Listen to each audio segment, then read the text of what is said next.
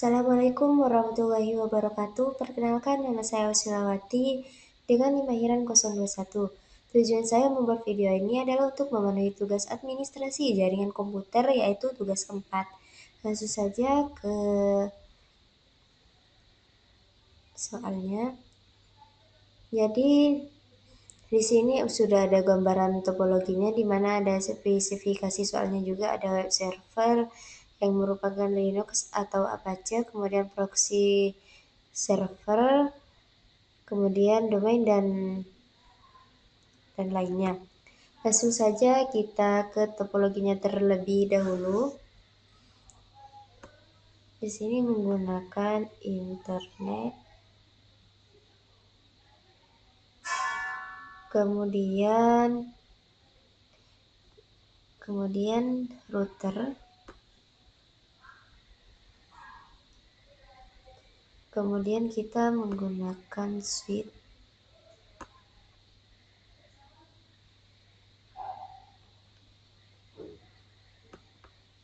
kemudian kita tambahkan router lagi.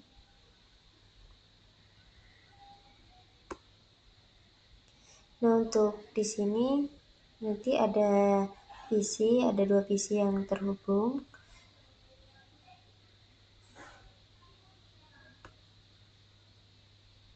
Kemudian yang di bawah juga.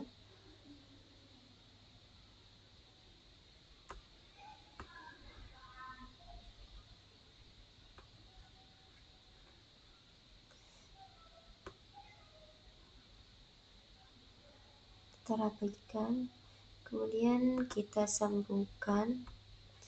Untuk dari internet ke router di sini menggunakan serial DCE.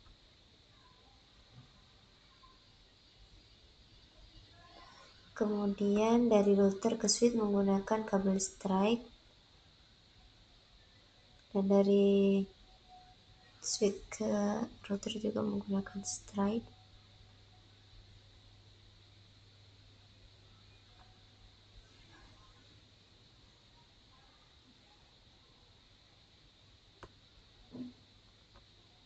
Untuk dari router ke PC itu di sini menggunakan kabel cross.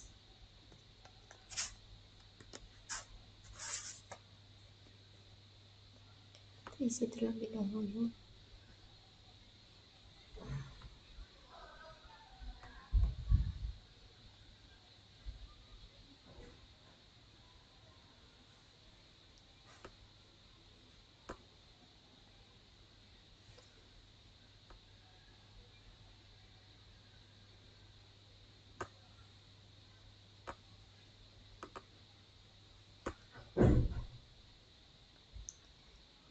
Kita sambungkan.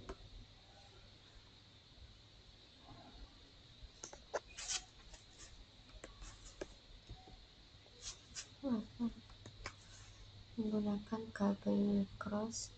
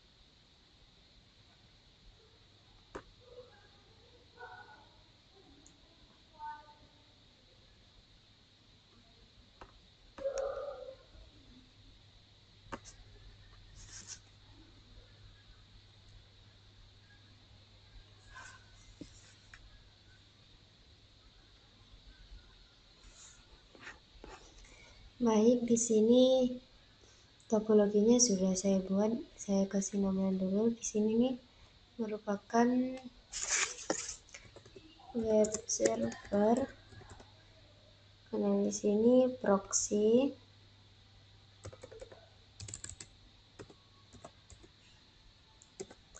Di sini itu klien A.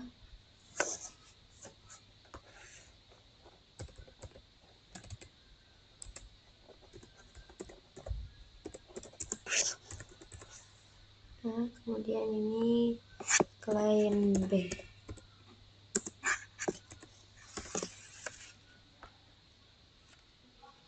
Kemudian untuk skenario-nya di sini yaitu website publik sering lambat saat jam sibuk, beberapa user dapat mengakses situs terblokir, cache proxy tidak berjalan optimal, terjadi serangan brute force pada web server, log menunjukkan lonjakan device abnormal, dan sertifikat SSL dianggap tidak valid oleh sebagian klien. Kemudian kita ke soal web server, yaitu jelaskan perbedaan arsitektur web server standalone, reverse proxy, dan load balancer. Di sini web server itu merupakan server yang menjalankan pelayanan web. Contohnya yang melayani request langsung dari klien itu masuk ke web server. Kemudian standalone itu yang menjalankan.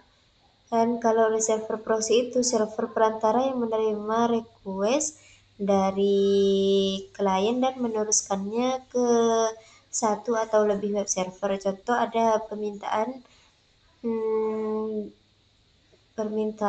ke server mau ke sini, contohnya ke internet atau ke sini, itu ada perantaranya. Itu adalah reserver proxy. Kemudian load balancer itu sesuatu yang mendistribusikan trafik ke beberapa web server untuk meningkatkan kapasitas dan ketersediaan. Contoh, izin di situ bisa jadi fungsinya itu untuk mendistribusikan lalu lintas dan untuk meningkatkan kapasitas dari sebelumnya. Kemudian, website mengalami latensi tinggi saat 300+ user akses bersamaan. Analisis kemungkinan penyebab dari sisi CPU, dan RAM. Nah, di sini secara CPU, jika prosesor itu memang memenuhi, terutama pada proses-proses yang bekerja 300+ ini, user langsung tentu akan menjabarkan keterlambatan, karena usernya ini bukan jumlah yang sedikit, terutama pada proses yang bekerja, tentu akan lebih lambat dalam menjalankannya. Nah, sedangkan RAM ketika memorinya habis itu, ia akan mengganggu kecepatan lalu lintas jika memorinya itu sudah habis. Kemudian IOT di network konfigurasi proses naik apa aja keterlambatan rata, intinya hal-hal yang bekerja spesifikasinya itu rendah.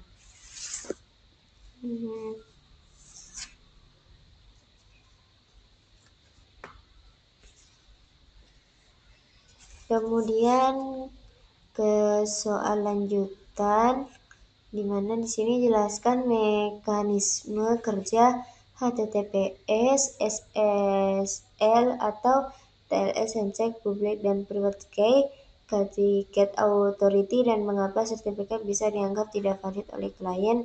Dan jika web server di tempat di mana di sini itu kan SSL atau TLS ini yang pertama, di mana yang pertama itu klien mengirim pesan, kemudian server merespon, dan kemudian klien itu memverifikasi sertifikat ke auditori.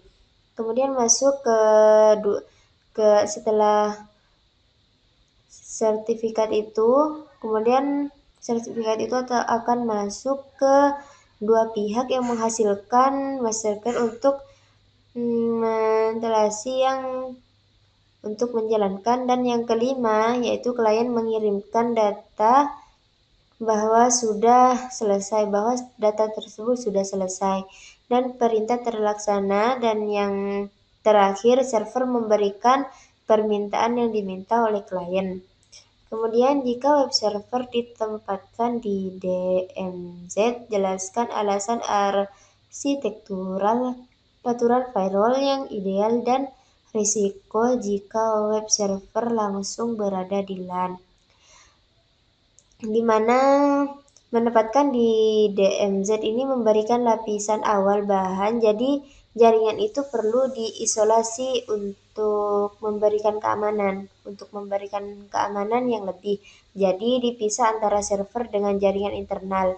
Nah, kemudian resikonya itu jika dihack oleh hacker, maka penyerang itu dapat langsung mengakses datanya dan langsung didapatnya oleh hacker tersebut.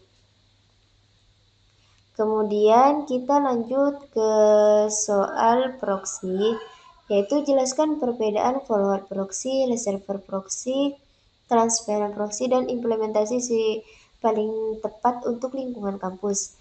Jadi implementasi yang tepat untuk lingkungan kampus dari ketiga ini, jadi proxy yang berbeda di antara klien dan internet klien itu dikonservasi untuk menggunakan proxy. Dan untuk reserver proxy itu um, ada di depan server web, yaitu menerima request dari internet. Berarti web server itu adalah reserver proxy yang ada di bagian sini dan belum masuk ke server internal. Kemudian beberapa user masih bisa membuka situs yang sudah diblokir di proxy. Analisis kemungkinan penyebab teknis DNS over HTTPS VPN, IP direct access, HTTPS training link, dan jelaskan metode pencegahannya. Jadi di sini itu berguna untuk menangkap lalu lintas dan kemungkinan DNS-nya itu, dan juga bisa jika alasannya itu VPN dan bisa diakses walaupun situsnya itu diblokir karena IP-nya itu berada di server lokalnya. Kemudian yang terakhir, chat proxy tidak efektif, height ratio rendah, jelaskan faktor penyebab parameter konfigurasi chat strategi optimasi. Jadi setiap user itu dapat menghasilkan beberapa yang berbeda. Kemudian ke soal lanjutan dari proxy. Yang pertama, proxy mengalami overload saat jam sibuk. Rancang solusi load balancing proxy, reservasi proxy, dan resource tuning. Yaitu ini di mana hal ini perlu menggunakan web server dan yang memang dipakai, dan kemudian perancangannya itu emang perlu keamanan tingkat tinggi dan setiap unitnya itu mendapatkan keamanan masing-masing, karena ketika hanya menggunakan satu buah keamanan dan itu ada di atas di server itu tidak dirubah. Kemudian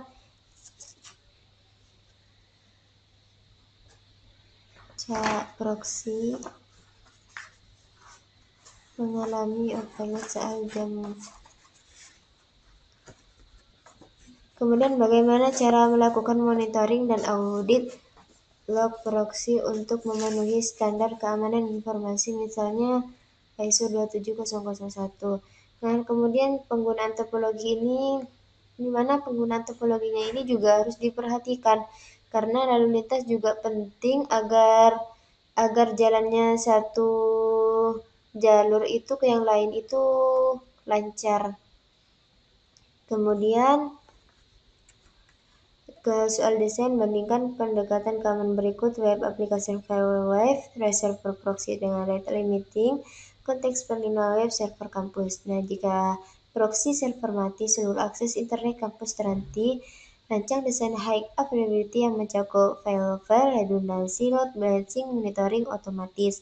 Nah, di sini deskripsinya itu menggunakan HTTP atau HTTPS, kemudian proxy spesifikasi.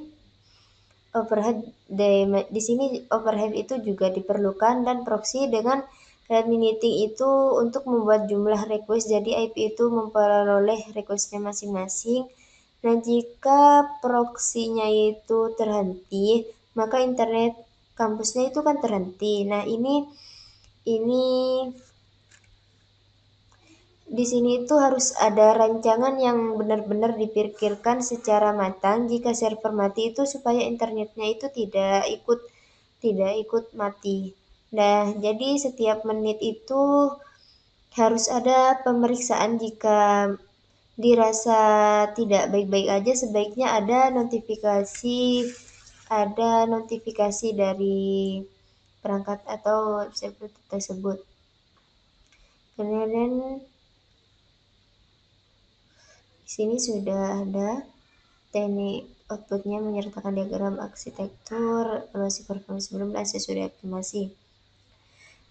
Di sini untuk topologi sudah selesai, dan di sini sudah mungkin hanya ini presentasi dari tugas 4 yang bisa saya sampaikan.